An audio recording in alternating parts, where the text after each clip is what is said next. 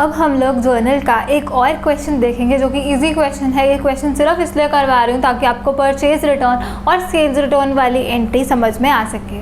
तो हम लोग करने वाले हैं क्वेश्चन नंबर 3।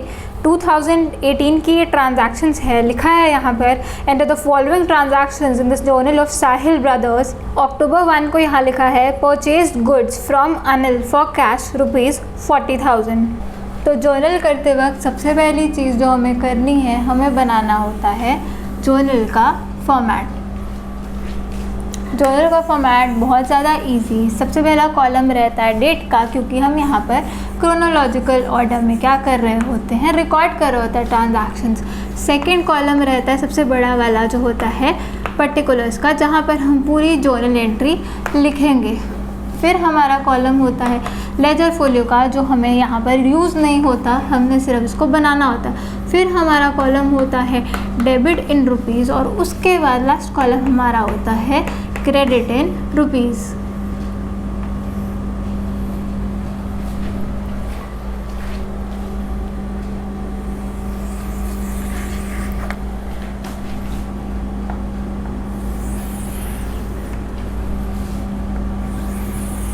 हमें लेजर फोलियो का कॉलम भी बनाना ज़रूर है। कभी भी हमने लेजर फोलियो का कॉलम स्किप नहीं करना, चाहे वो हमारे क्वेश्चन में खाली रहता है, बट हम उसको बनाएंगे ज़रूर। और सबसे ऊपर हम यहाँ लिख देते हैं जर्नल ऑफ, जिसकी भी बुक्स पे हम ट्रांजैक्शंस को रिकॉर्ड कर रहे हैं। जो यहाँ पे क्या था, साहिल ब्रदर्स। तो ईयर यहाँ पर क्या था, ईयर था 2018, तो मैंने 2018 यहाँ पर लिख दिया। आप चाहो तो पूरी डेट भी यहाँ लिख सकते हो, ऐसे ईयर ना लिख के। और फर्स्ट ट्रांजैक्शन किस दिन थी, अक्टूबर 1, जहाँ पर लिखा है purchase goods from Anil for cash. तो अभी हम लोग देख कर आए हैं, पिछले क्वेश्चन में देखा था ऐसे वाले में क्या करते होते हैं हम लोग, अब परचेज कर ला रहे हैं गुड्स को। जो बच्चे स्टार्टिंग से लेक्चर्स देख रहे हैं वो तो वर्किंग नोट ना बनाया, वो लोग दिमाग में करने की कोशिश करें, पर कुछ बच्चे ऐसे होंगे जो ये फर्स्ट टाइम देख रहे होंगे, इसलिए मैं वर्किंग नोट यहाँ पर बना रही हूँ। तो हम गुड्स परचेज करके लाए हैं। जब भी हम गुड्स परचेज करके लाते हैं तो हम वर्ड यूज़ करते हैं परचेजेस। तो पहला अकाउंट जो यहाँ पर इन्वॉल्व रहा वो है परचेजेस अकाउंट। अब ध्यान में रखने वाली बात क्या है कि वहाँ पर नाम लिखा हुआ है परचेज गुड्स फ्रॉम अनिल, पर साथ में उसने क्या लिख दिया, फॉर कैश। उसने क्लैरिफाई कर दिया कि ये ट्रांजैक्शन क्या है, ये कैश ट्रांजैक्शन है। इसके जो नोट्स हैं हम ऑलरेडी बना चुके हैं कि कब किसी ट्रांजैक्शन को, परचेज और सेल वाली, हम कैश ट्रांजैक्शन मानते हैं कि क्रेडिट ट्रांजैक्शन मानते हैं। तो वो वाला लेक्चर आप लोग प्लीज़ ज़रूर देख लीजिए। और रिक्वेस्ट तो मेरी सभी से यही रहेगी कि स्टार्टिंग से एक बार लेक्चर्स देखिए, क्योंकि हर चीज़ जो होती है वो पूरे तरीके से लिंक्ड होती है। तो एक बार स्टार्टिंग से लेक्चर्स ज़रूर देखिएगा। तो परचेजेस अकाउंट फर्स्ट अकाउंट और दूसरा फ्रॉम अनिल फॉर कैश पर ये यहाँ पर साफ साफ बता दिया कैश ट्रांजैक्शन थी। तो परचेज गुड्स फॉर कैश ही है असल में। ये वो नाम बस आपको क्यों दिया हुआ है, कंफ्यूज करने के लिए दिया हुआ है, क्योंकि कुछ बच्चे क्या करेंगे, यहाँ पर अनिल का नाम लिख देंगे, पर हम लोग ऐसी गलती भूलकर भी नहीं करने वाले। उन्होंने साफ साफ बता दिया, जब नाम के साथ कैश आगे लिख दिया जाता है तो वो कैश ट्रांजैक्शन होती है, मतलब कि हम गुड्स परचेज कर लाए हैं फॉर कैश। कैश देकर बिजनेस गुड्स लेकर आए हैं, खर्चा करके आए हैं। तो सेकेंड स्टेप में देखते हैं कि इनका नेचर क्या है। परचेजेस अकाउंट हमें पता है खर्चा होता है, एक्सपेंस होता है, तो यहाँ मैंने लिखा ई। और कैश अकाउंट हमें पता है कैश अकाउंट एसेट होता है, तो मैंने लिख दिया ए। थर्ड स्टेप में देखते हैं क्या इंक्रीज हुआ, क्या डिक्रीज हुआ। परचेजेस आप लोग कर लाए, खर्चा जो था बिजनेस का वो बढ़ गया, खर्चों वाली लिस्ट बढ़ गई, तो एक्सपेंस क्या हुआ, यहाँ पे बढ़ गया। और कैश अकाउंट, कैश पे कर गुड्स लेकर आए, खर्चा कर आए हो कैश पे कर, तो बिजनेस का जो कैश है वो क्या हो गया, वो कम हो गया। अब हम क्या करते हैं, बस रूल लगा देते होते हैं, एक्सपेंस आपका बढ़ गया। इंक्रीज इन एक्सपेंस क्या होता है, डेबिट होता है। Debit, increase in expenses and losses, तो इसको हम क्या करेंगे, परचेज अकाउंट को हम डेबिट करेंगे। कैश अकाउंट एसेट, एसेट कम हो गया, debit. Increase in asset credit, decrease in asset, तो डिक्रीज इन एसेट को क्या करेंगे, हम लोग क्रेडिट करेंगे। तो एंट्री हमारे लिए बस ध्यान ये रखना था, यहाँ पर कैश अकाउंट वर्ड यूज होना है। तो जर्नल एंट्री लिखेंगे यहाँ पर। जर्नल एंट्री हमारे पास है purchases account debit to cash account. मैं यहाँ पे बस लिख रही हूँ बीइंग गुड्स परचेज्ड, आप पूरा लिख सकते हो जो क्वेश्चन में लिखा है। साथ ही में अमाउंट भी लिख देंगे, परचेजेस के सामने डेबिट के नीचे 40,000 और कैश के सामने क्रेडिट के नीचे 40,000। और मतलब क्या बन रहा है, बिजनेस की जो खर्चों वाली लिस्ट है वो 40,000 रुपये से बढ़ गई, परचेजेस बिजनेस की जो थे वो 40,000 रुपये से बढ़ गई, और जो बिजनेस का कैश था वो 40,000 रुपये से क्या हो गया, वो कम हो गया, जो कि हमें साफ साफ वर्किंग नोट में दिख रहा है। जो बच्चे स्टार्टिंग से कर रहे हैं वो अब ये वर्किंग नोट बनाने बंद कर देंगे।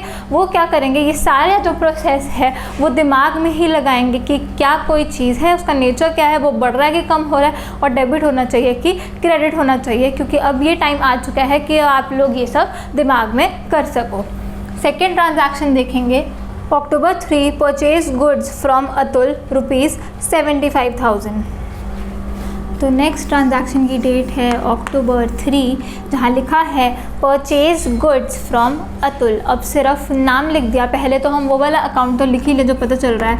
गुड्स परचेज कर ला रहे हो तो फर्स्ट अकाउंट क्या इन्वॉल्व रहा, परचेजेस अकाउंट फिर से इन्वॉल्व हो गया क्योंकि हम गुड्स लेकर आ रहे हैं। सेकेंड अकाउंट वहाँ लिख दिया परचेज गुड्स फ्रॉम अतुल, नाम लिखा है पर्सन का, नहीं लिखा कैश ट्रांजैक्शन है कि क्रेडिट ट्रांजैक्शन है, तो क्या है वो क्रेडिट ट्रांजैक्शन है। उधार पर अतुल से सामान लेकर आए हो, एक लायबिलिटी खड़ी हो रही है अतुल के नाम से।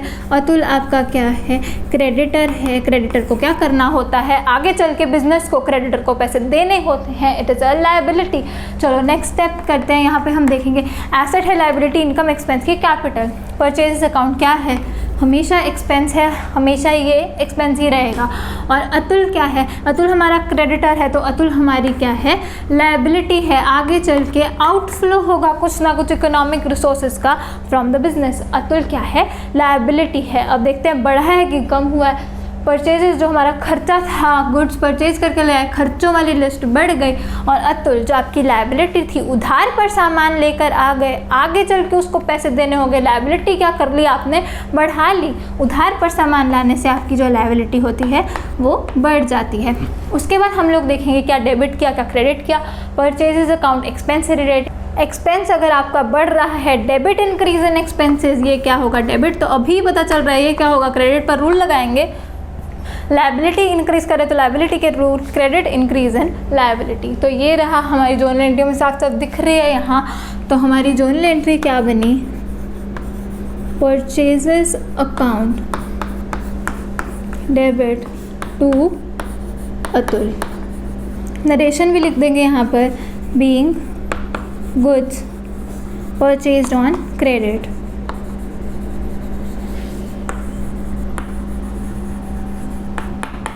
अमाउंट पे लिखेंगे साथ में, परचेजेस के सामने डेबिट के नीचे 75,000, मतलब 75,000 का आप खर्चा करके आए हो, और अतुल जो है आपकी लायबिलिटी वो भी कितने रुपए की है, वो 75,000 रुपीज़ से आपकी बढ़ चुकी है। इसी के साथ हमारी जो ये वाली ट्रांजैक्शन है ये भी ख़त्म होती है। October 6 को लिखा है रिटर्न गुड्स टू अतुल ₹3,000। तो नेक्स्ट ट्रांजैक्शन की जो डेट है वो है October 6। तो अब ध्यान से देखेंगे यहाँ हुआ क्या है। सबसे पहले हम लोग उधार सामान लेकर आए, गुड्स जो थे वो उधार पे लेकर आए, किससे, अतुल से। 75,000 के लेकर आए, तो जो हमारी लायबिलिटी थी बिजनेस की अतुल के नाम से वो कितनी बढ़ गई, वो 75,000 से बढ़ गई।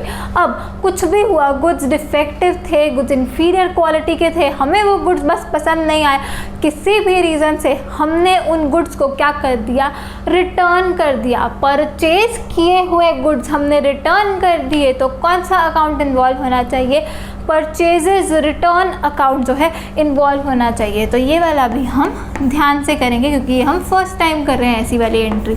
तो यहाँ पे है वर्किंग नोट नंबर 3। पहले आप लोग क्या करे थे, अतुल से उधार पर सामान लेकर आए थे, तब आपने क्या करी थी, परचेजेस करी थी। अब वो परचेज किए हुए गुड्स आप वापस कर रहे हो, 75,000 के उधार पर लेके आए थे, 3,000 वाले वापस कर रहे हो, नहीं चाहिए आपको 3,000 वाले, तो आप क्या कर रहे हो, आप परचेजेस रिटर्न कर रहे हो। तो पहला अकाउंट जो यहाँ इन्वॉल्व रहेगा वो है परचेज रिटर्न अकाउंट। ये हम ऑलरेडी अच्छे से सीख चुके हैं कि गुड्स के साथ 4 चीज़ें हो सकती हैं, या तो हम उसको परचेज करते हैं या हम उसको सेल करते हैं, या परचेज किया हुआ हम वापस कर देते हैं, या जो हमने बेचा होता है वो हमें वापस आ जाता है। तो परचेजेस, सेल्स, परचेज रिटर्न और सेल्स रिटर्न, ये 4 अकाउंट्स हैं जो गुड्स के साथ इन्वॉल्व हो सकते हैं। अब खरीदे हुए गुड्स हमने वापस कर दिए तो कौन सा अकाउंट इन्वॉल्व रहा? परचेजेस रिटर्न अकाउंट जो है इन्वॉल्व रहा। तो पहली चीज़ ध्यान रखने वाली यहाँ पर, परचेजेस नहीं लिखना गलती से भी, ये परचेजेस रिटर्न अकाउंट यहाँ पर जो है वो इन्वॉल्व होगा। परचेज रिटर्न अकाउंट को बस याद करवाने के लिए क्या बोलते हैं हम उसको? Return outward. क्यों बोलते हैं रिटर्न आउटवर्ड परचेज रिटर्न को? जब परचेज किया था तब गुड्स क्या हुए थे? इन हुए थे। अब वो परचेज किए हुए गुड्स हम वापस कर रहे हैं तो रिटर्न आउटवर्ड। अब वो गुड्स आउट हो रहे हैं, पहले वो इन हुए थे, अब वापस कर रहे हैं तो आउट हो रहे हैं, तो रिटर्न आउटवर्ड परचेज रिटर्न का नाम होता है। ये सिर्फ मैंने आपको याद दिलाने के लिए बोला।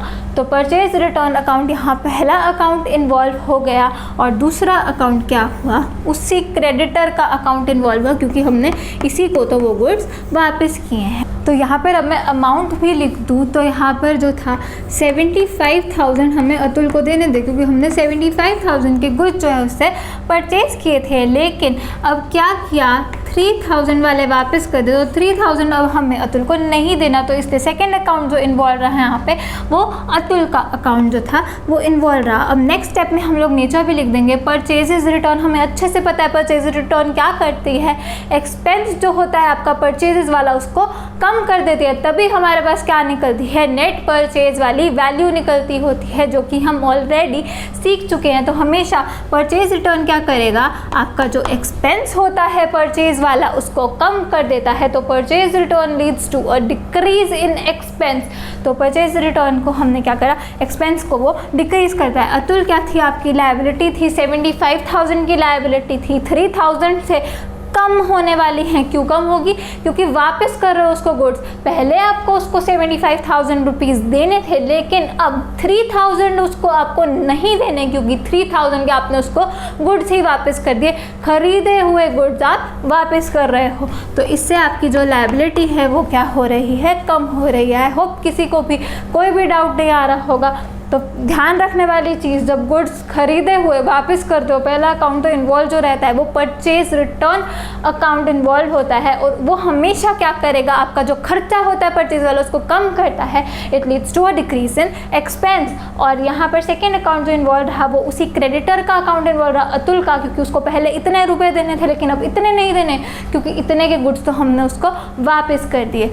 रूल लगाएंगे यहाँ पर, तो अगर एक्सपेंस आपका डिक्रीज हो, debit increase in expenses, credit decrease in expenses, तो परचेज रिटर्न हमेशा हमेशा हमेशा, जैसे परचेजेस हमेशा क्या होती है? डेबिट ही होती है, क्योंकि हमेशा इंक्रीज करता है वो एक्सपेंस को। ऐसे परचेज रिटर्न हमेशा क्या होगा? हमेशा क्रेडिट होगा, क्योंकि वो हमेशा आपके एक्सपेंस को कम करता है। और लायबिलिटी आपकी क्या है? वो भी कम हो रही है, और हमें वैसे भी पता चल रहा है कि ये क्या होगा? ये क्रेडिट हुआ तो ये डेबिट ही होगा। पर हम रूल लगाएंगे लायबिलिटीज़ के लिए rule, credit increase in liabilities, debit decrease in liabilities. तो यहाँ लायबिलिटी डिक्रीज हो रही है तो उसको क्या करेंगे? हम डेबिट करेंगे। तो अब हम लोग जर्नल एंट्री भी पास करेंगे। क्या अकाउंट डेबिट हो रहा है? अतुल का जो अकाउंट है वो डेबिट हो रहा है, तो हम लिखेंगे Atul debit to purchases return account.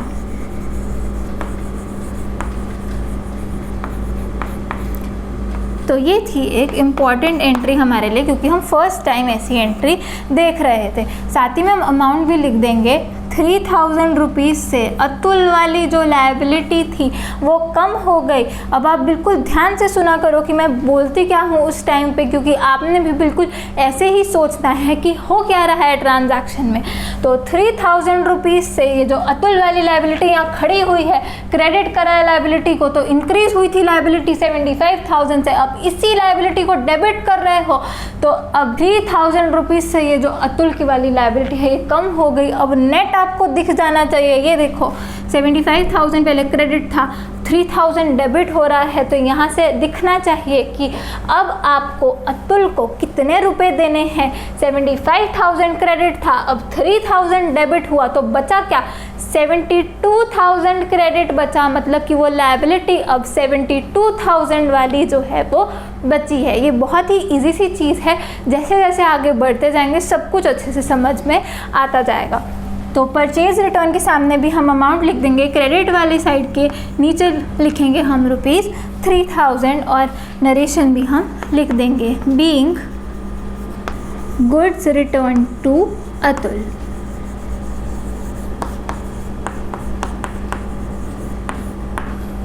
इसी के साथ जो ये वाली ट्रांजैक्शन है वो भी हमने रिकॉर्ड कर ली। अक्टूबर 8 को यहाँ लिखा है पेड कैश टू अतुल ₹50,000। सबसे पहले हम यहाँ डेट लिखेंगे जो कि है अक्टूबर 8 और यहाँ लिखा है पेड कैश टू अतुल ₹50,000। तो सबसे पहले हम इसका वर्किंग नोट बनाते हैं। तो ये है वर्किंग नोट नंबर 4। वहाँ लिखा है पेड कैश टू अतुल। साफ साफ दिख रहे हैं कौन से अकाउंट्स इन्वॉल्व है। सबसे पहली चीज़ कैश पे कर रहे हैं, तो कौन सा अकाउंट इन्वॉल्व रहा, कैश अकाउंट। किसको पे कर रहे हैं, अतुल को पे कर रहे हैं, तो सेकंड अकाउंट जो इन्वॉल्व रहा वो है अतुल का अकाउंट। नेक्स्ट स्टेप में देखेंगे नेचर क्या है। कैश अकाउंट पता है क्या होता है, एसेट होता है, तो यहाँ हमने लिख दिया ए। और अतुल क्या थी, अतुल हमारी लायबिलिटी थी, अभी भी लायबिलिटी है, बस लायबिलिटी में इंक्रीज डिक्रीज होता है, ऐसी एसेट में हर चीज़ में इंक्रीज डिक्रीज होता है, उसका नेचर नहीं चेंज होता। तो अब देखेंगे क्या इंक्रीज हो रहा है क्या डिक्रीज हो रहा है। तो कैश हम पे कर रहे हैं अतुल को, तो बिजनेस का जो कैश है वो क्या हो रहा है, बिजनेस का कैश कम हो रहा है, क्योंकि हम क्या है, हम बिजनेस हैं। और अतुल जो है लायबिलिटी थी हमारी, हम उसको पे कर रहे हैं, कैश पे कर रहे हैं एक लायबिलिटी को, तो लायबिलिटी को क्या कर रहे हैं, कम कर रहे हैं। तो लायबिलिटी भी हमारी क्या हो रही है, कम हो रही है। अब हम सामने लिख लेंगे क्या डेबिट हुआ क्या क्रेडिट हुआ। तो कैश अगर आपका कम हो रहा है, क्रेडिट डिक्रीज इन एसेट, तो इसको क्या करेंगे क्रेडिट। और लायबिलिटी आपकी कम हो तो क्या रूल होता है, credit increase in liability, debit decrease in liability, इसको क्या करेंगे हम इसको डेबिट करेंगे। तो एंट्री हम लोग डाल देंगे Atul debit to cash account. Narration लिखेंगे being cash paid to Atul.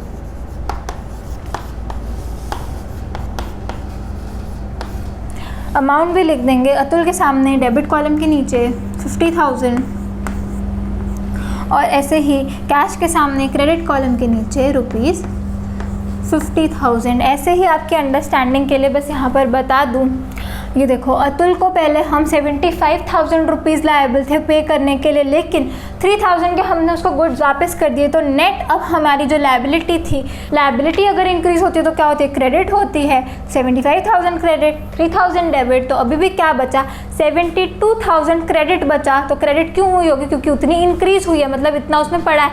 तो 72,000 रुपीज़ हम लायबल थे, हम मतलब बिजनेस वॉज लायबल टू पे ₹72,000 टू अतुल। और अब हमने उसको कितने पे कर दिए, 50,000 हमने उसको पे कर दिए। 50,000 से अपनी जो लायबिलिटी है वो कम कर दी। तो अभी भी आपको दिखना चाहिए कि हम कितना लायबल है उसको पे करने को। 75,000 माइनस 3,000 माइनस 50,000, अभी भी 22,000 रुपीज़ बिजनेस की तरफ से ड्यू है अतुल को पे करने के लिए। आगे चल के देखेंगे, अगर उन्होंने लिखा होगा पे करने को तो कर देंगे, नहीं लिखा होगा तो नहीं करेंगे। लेकिन हमें बस समझ में आना चाहिए अभी भी बिजनेस की तरफ से 22,000 रुपये जो हैं वो अतुल की तरफ ड्यू हैं। इसी के साथ ये वाली ट्रांजैक्शन भी ख़त्म होती है और यहाँ पर हम लोग लाइन लगा देंगे। तो सबसे पहले आप लोग इतना नोट कर लीजिए और फिर हम आगे की ट्रांजैक्शंस भी कर लेंगे।